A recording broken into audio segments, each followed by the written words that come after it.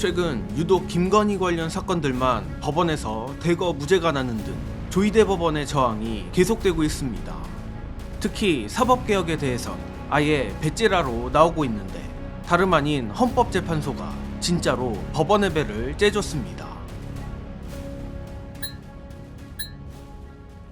MBC 단독입니다.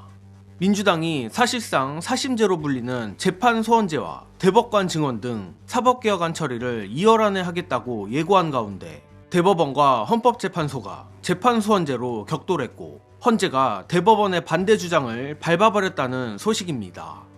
보도에 따르면 어제 오후 열린 국회 법사위 소속 민주당 의원들과 대법원, 헌재 간담회에서 대법원은 25년 전 헌재의 결정을 언급하며 재판 소원제는 위헌이라고 주장했다고 합니다.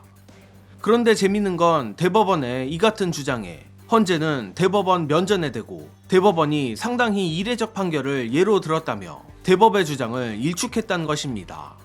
사실 대법원이 자기들 밥그릇 지키려고 헌재 앞에서 헌법 들먹이며 위헌이니 뭐니 하는 것도 웃기지만 역시 그나마 믿을만한 조직은 헌재밖에 없구나 싶었는데 확실한 건 그 동기가 무엇이든 간에 적어도 재판 소원제에 한해선 헌재도 민주당과 뜻을 같이 하는 게 분명한 것 같습니다. 게다가 대법과 헌재의 논박 논리를 보면 헌재의 의지가 더욱 도드라지는데 이를테면 대법이 어제 간담회에서 인용한 결정문은 헌재가 과거 2001년도에 선고한 결정입니다. 해당 결정문의 내용은 대법의 주장대로 헌법재판소가 재판을 대상으로 한 헌법소원 심판을 하게 된 것은 헌법 위반이라는 것을 설시하고 있습니다. 다시 말해 헌법재판소 스스로 과거 재판소원은 위헌이다라고 결정을 한 바 있고 대법원의 재판소원제 위헌 주장은 대법 입장에서 충분히 할 법한 주장인 것도 솔직히 사실입니다. 그러나 앞서도 언급했듯 대법의 주장에 대한 헌재의 반박이 아주 흥미로웠는데 관련해 헌재는 해당 결정을 두고 이례적 판결이라고 반박했다고 합니다. 구체적으로는 이 판례는 일반 사법체계에 대한 해석이고 헌법에 대한 해석권은 헌재에 있기 때문에 이와 구분해야 한다는 건데 실제로 대법원이 이번에 인용한 헌재 결정문에도 이영모 재판관의 소수 의견으로 이러한 우려가 적시되어 있습니다.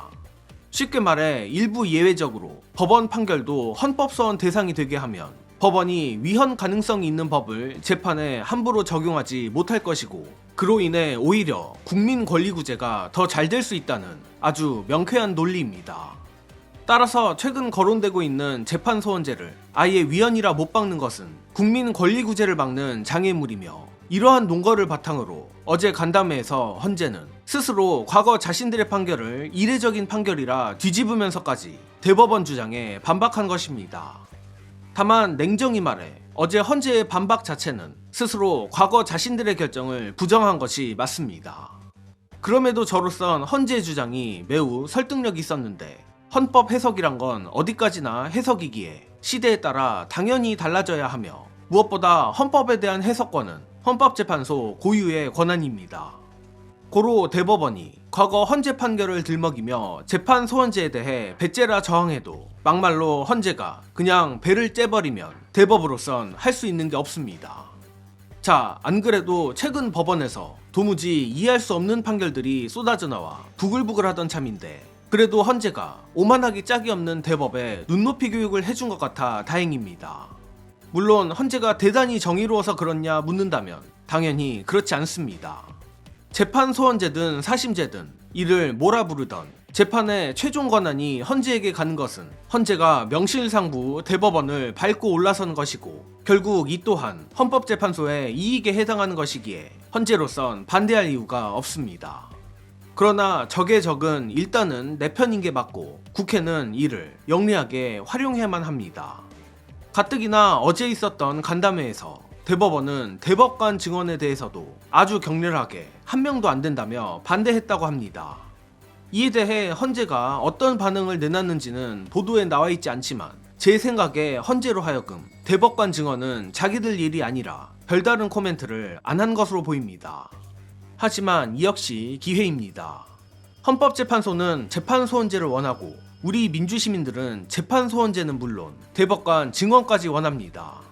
아마 대법은 어떻게든 자신들의 밥그릇을 지키려고 모든 사법개혁에 위헌심판 제청이라도 할 텐데 지금처럼 명분도 있고 이해관계가 맞는 순간은 장단컨대 역사적으로 많지 않았습니다. 그렇기에 민주당이 헌재와 이해관계가 맞는 지금 과감하게 사법개혁을 처리해 나가야 하며 2월 내로 사법개혁안 처리를 하겠다고도 예고했으니 민주당이 혹여나 주춤하지 않도록 우리 민주시민들이 더 많은 응원과 질타를 보내야 한다고 강력히 주장합니다. 그리고 이것과도 관련된 것이지만 최근 민주당의 여러 악재들 때문에 우리 내부 분열이 점점 심해지고 있습니다. 여전히 김건희랄지 조이대 같은 외부의 거악이 있음에도 그 거악이 쉽게 무너지지 않으니 그 분노가 내부로까지 이어진 것 같은데 이와 관련해 검찰개혁과 사법개혁에 그 누구보다 앞장서고 있는 김용민 의원의 절절한 호소를 끝으로 이번 소식은 여기서 마칩니다. 영상 봐주신 여러분 감사합니다. 지금 지지층이 분노의 대상을 명확하게 타겟팅을 하지 못하는 상황이 된 것 같아요. 윤석열이라는 이 희대의 악인이 재판을 통해서 신속하게 잘 처벌받았으면 분노가 해소되고 가라앉을 수가 있습니다. 그런데 그게 지금 안 됐지 않습니까? 오히려 재판에 대한 불안감이 더 커지고 있어요. 그런 상태다 보니 이게 지금 왜 안 될까? 누가 잘못하는 거지? 이렇게 되면서 이 불안감과 분노가 동시다발적으로 여러 곳으로 분산돼서 우리 내부를 향하고 있는 모습이 아닐까 싶습니다. 그래서 상당히 좀 우려스럽죠. 그렇다고 그분들의 분노가 잘못됐다라고 저는 뭐 평가하고 싶지는 않습니다. 당연히 분노할 수는 있죠. 하나만 좀 기억해 주셨으면 좋겠습니다. 저 사람은 이재명 대통령한테 도움 안 돼! 라고 하면서 하나씩 지워가기 시작하면 이재명 대통령님 옆에 남겨놓을 사람이 하나도 없을 수 있으니 어떤 이슈 하나로만 보지 마시고 일관성이 있는지 그리고 이 얘기가 어떤 맥락에서 나왔는지를 들여다 봐주셨으면 하는 부탁을 좀 드리고 싶습니다. 아주 중요한 말씀 해주셨네요. 예.